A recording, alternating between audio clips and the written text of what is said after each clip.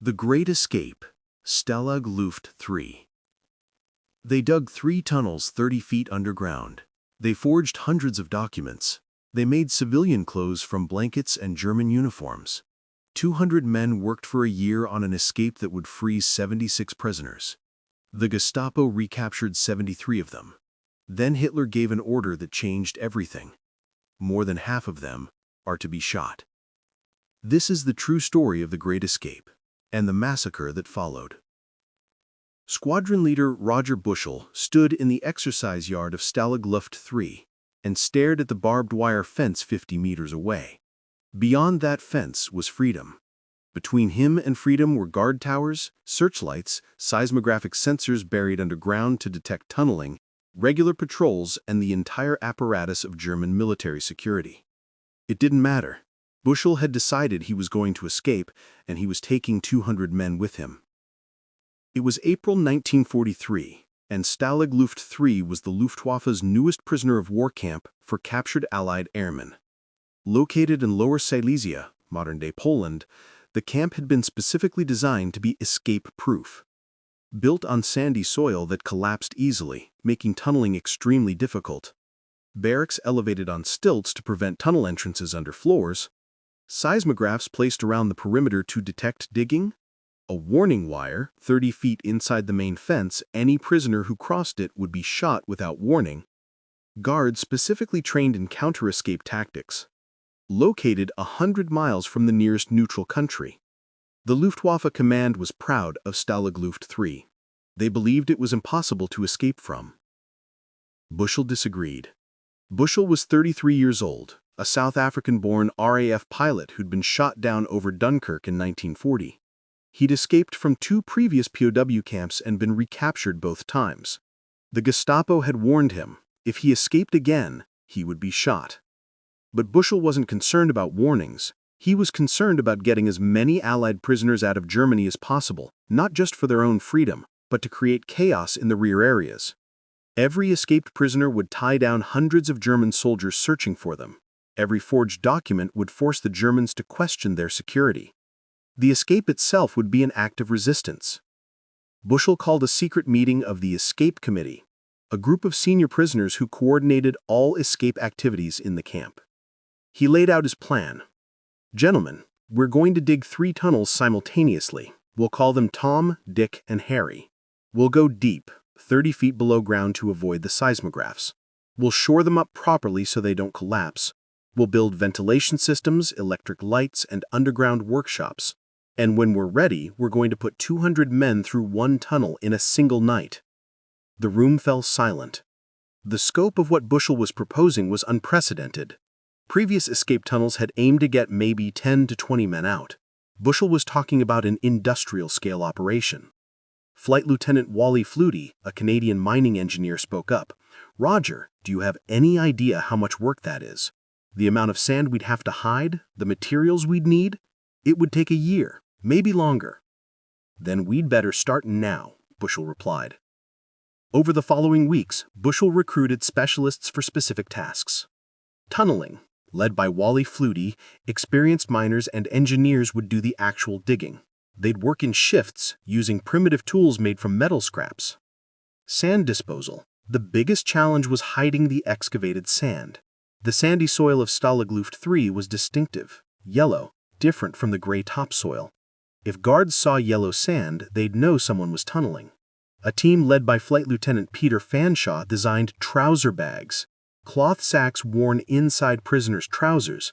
Tunnelers would fill the bags with sand, walk into the exercise yard, and release the sand through a pin system, spreading it invisibly. Document forgery. Flight Lieutenant Tim Wallen established an underground forgery operation. They needed to create German identity papers, travel permits, and various official documents for 200 men. Everything had to be perfect. One mistake would get someone killed. Tailoring. Prisoners transformed blankets, uniforms, and any available fabric into civilian clothes. Some prisoners made German uniforms from dyed blankets. Others created business suits. The tailoring shop, run by Tommy Guest, produced hundreds of garments. Map making. Accurate maps were essential.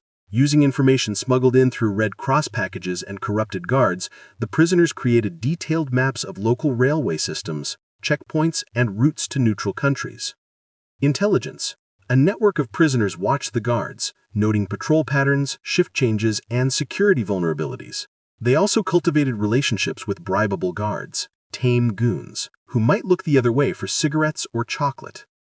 The operation involved over 600 prisoners in various roles.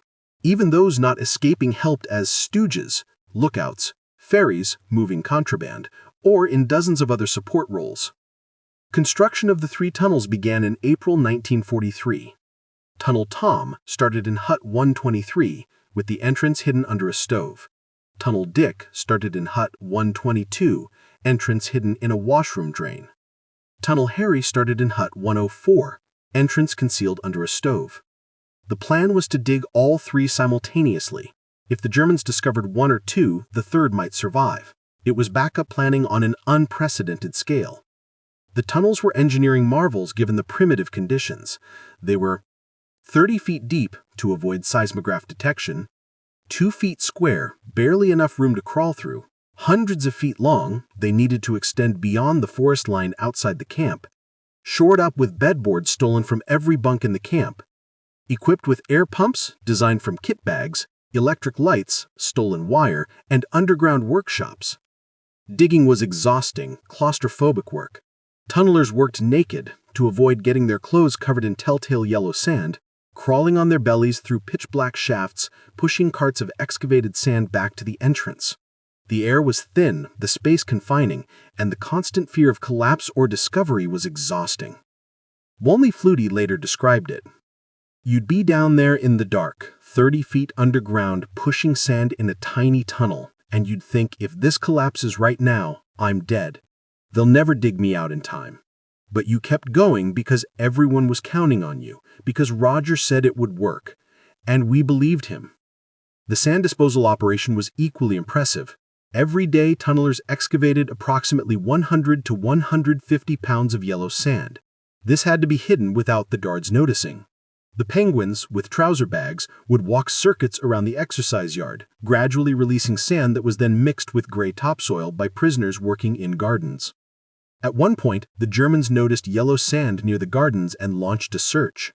They found nothing. The prisoners had gotten better at concealing their work. In September 1943, disaster struck. German guards discovered Tunnel Tom during a routine inspection. They'd noticed unusual activity around Hut 123 and decided to investigate. The entrance was found and guards explored the tunnel with flashlights, amazed at its sophistication. The commandant, Oberst Colonel Friedrich Wilhelm von Lindiner-Wildau, was furious. He assembled all prisoners and delivered a stern warning. Gentlemen, I admire your courage and ingenuity. But you must understand, the Gestapo considers escaped prisoners to be criminals. If you are recaptured outside this camp, I cannot protect you. I strongly advise you to stop these escape attempts before someone is killed. The warning was genuine. Lindiner was a professional military officer who treated prisoners according to the Geneva Convention and had some sympathy for their situation. But his warning was ignored. Roger Bushell immediately ordered work to continue on tunnels Dick and Harry. Dick was eventually abandoned and used for storage of escape materials. All efforts focused on Harry. For 8 months, prisoners dug. By March 1944, Harry had reached approximately 350 feet, theoretically long enough to exit beyond the forest line outside the camp. Bushell set the escape date for March 24, 1944. 200 prisoners had been selected for the escape, prioritized by several factors: usefulness if free, ability to speak German, knowledge of local geography, contribution to the tunnel effort, likelihood of actually reaching freedom. The escape would begin after evening roll call, with prisoners crawling through Harry throughout the night. They'd aimed to get everyone out by 5 a.m., before dawn roll call, when the Germans would discover the escape. On March 24, 1944, the atmosphere in the camp was electric. The 200 selected prisoners prepared their civilian clothes, forged documents, and rations, chocolate bars saved from Red Cross packages, concentrated food, stolen bread. At 20:30 hours, the first prisoner entered Harry and began crawling toward freedom. Almost immediately, problems arose. First, when the tunnel crew broke through to the surface, they discovered they were 10 feet short of the forest line. The exit was still in view of guard towers. They'd have to risk it anyway. Too late to turn back now. Second, an accidental cave-in midway through the tunnel blocked passage for over an hour, while desperate prisoners shored up the collapse in darkness. Third, an air raid on a nearby town caused camp-wide blackout, halting movement for 30 minutes. The carefully planned schedule collapsed. Instead of moving one prisoner every few minutes, the escape slowed to a crawl. By 4:55 a.m. on March 25th, only 76 prisoners had made it through the tunnel when Guard Officer Unteroffizier Pilz, making his rounds, noticed the tunnel exit and raised the alarm. Flucht! Flucht! Escape! Escape! Sirens wailed across the camp. The 77th prisoner emerging from the tunnel exit heard the commotion and wisely decided to surrender immediately. The remaining prisoners waiting to escape had no choice but to destroy evidence and return to their barracks. Commandant von Lindeiner was apoplectic with rage, not at the prisoners, but at the failure of his security. He knew the Gestapo would see this as his failure, and he was right. Within days, he was removed from command and court-martialed. But his fate was nothing compared to what awaited the escaped prisoners. Of the 76 men who escaped, 3 made it to freedom, 2 Norwegians reached Sweden, and 1 Dutchman reached Spain. 73 were recaptured. The recaptures happened quickly. Most prisoners had no practical experience surviving outside a POW camp. Many spoke no German. They were spotted at train stations, on roads, or by local police. Some were caught in hours, others lasted a few days. Under normal circumstances, recaptured POW escapees were returned to their camps and given brief punishment, solitary confinement for a few weeks. The Geneva Convention was clear on this. Escaping was not a crime for POWs. It was considered their duty. But Hitler saw the Great Escape differently. On March 25th, he received a report about the mass escape from Stalag Luft 3. He was furious. The war was going badly. The Soviets were advancing in the east. The Western allies were preparing to invade France. Hitler saw the escape as a humiliation and wanted to make an example. He issued an order to Heinrich Himmler, head of the SS. More than half of them are to be shot. The order was illegal under international law. It violated the Geneva Convention. But Hitler didn't care. Himmler passed the order to the Gestapo. Arthur Niebe, head of the criminal police, was tasked with carrying out what became known as the Sagen Order, selecting which prisoners would be executed. Niebe and his staff arbitrarily chose 50 prisoners for execution. The selection seemed random. Some were leaders, some were just unlucky. But the order was clear. They were to be shot while trying to escape. It was murder, dressed up as legal execution. Over the following weeks, as prisoners were recaptured and transported back toward Stalag Luft 3, Gestapo teams intercepted them.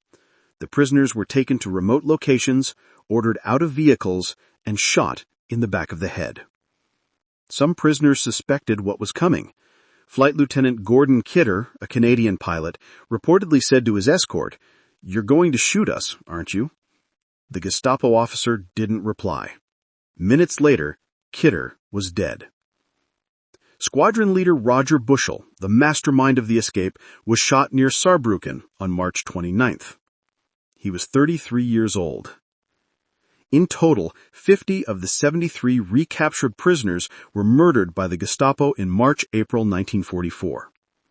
When the 23 survivors were returned to Stalag Luft 3, the senior British officer, Group Captain Herbert Massey, was called to the commandant's office and informed that 50 prisoners had been shot while trying to escape. Massey knew immediately it was a lie. 50 men don't all die trying to escape. This was mass murder. The news devastated the camp. Memorial services were held. Prisoners swore that after the war, those responsible would be brought to justice. After Germany's defeat in 1945, the Royal Air Force established the Special Investigation Branch specifically to investigate the murders. Wing Commander Wilfred Bowes led the investigation, tracking down Gestapo officers, interviewing witnesses, and piecing together exactly what happened to each murdered prisoner. The investigation took years. Many Gestapo officers had disappeared or were using false identities, but gradually they were found. Trials were held throughout the late 1940s and early 1950s. Multiple Gestapo officers were convicted and executed for the murders. Others received long prison sentences. Even Commandant von Lindeiner, though not involved in the murders, spent years in prison for security failures at Stalag Luft 3, though the prisoners themselves testified that he'd treated them fairly and tried to protect them. Arthur Niebe, who'd overseen the selection of which prisoners to kill, was executed for other crimes. Himmler avoided justice by committing suicide when captured by British forces. Hitler, of course, had killed himself in his bunker before he could be held accountable. The three men who successfully escaped, Per Bergsland and Jens Muller, Norwegians who reached Sweden, and Bram van der Stok, a Dutchman who reached Spain via France, survived the war and testified at post-war trials. The Great Escape became one of World War II's most famous POW stories. In 1963, it was dramatized in the Hollywood film The Great Escape, starring Steve McQueen.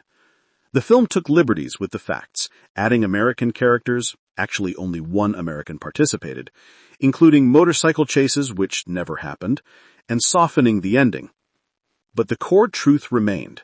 Prisoners of war faced with captivity organized one of the most sophisticated escape attempts in history and paid a terrible price for their courage.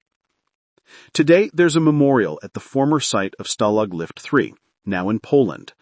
It lists the names of the 50 murdered men. Every year, veterans and historians gather there to remember. The Great Escape was many things: an engineering marvel, an intelligence operation, a mass breakout, but ultimately it was a story of courage, resistance, and sacrifice. Roger Bushell knew the risks. He'd been warned he'd be shot if caught again. He organized the escape anyway, because he believed POWs had a duty to resist, to cause problems for the enemy, to never stop fighting even from behind barbed wire. He succeeded, brilliantly, and paid with his life. All 50 murdered prisoners are remembered as war heroes. They escaped captivity, showed incredible bravery, and were murdered not in combat, but in cold blood by a regime that had stopped respecting any rules. The Geneva Convention was strengthened after World War II, in part because of incidents like the Stalag Luft 3 murders. Today, POWs are protected more explicitly, and those who harm them face clear consequences. The three tunnels, Tom, Dick, and Harry, no longer exist. The camp itself was demolished long ago. But the story endures. And every year, veterans, historians, and families of the murdered men gather at that memorial in Poland and remember 76 men who crawled through a tunnel toward freedom, and the 50 who were murdered for trying. Squadron leader Roger Bushell's last words reportedly were to his fellow escapee, Bernard Scheidhauer, moments before they were both shot. He said, "I think this is it, Bernard." It was. But the story he created lived on.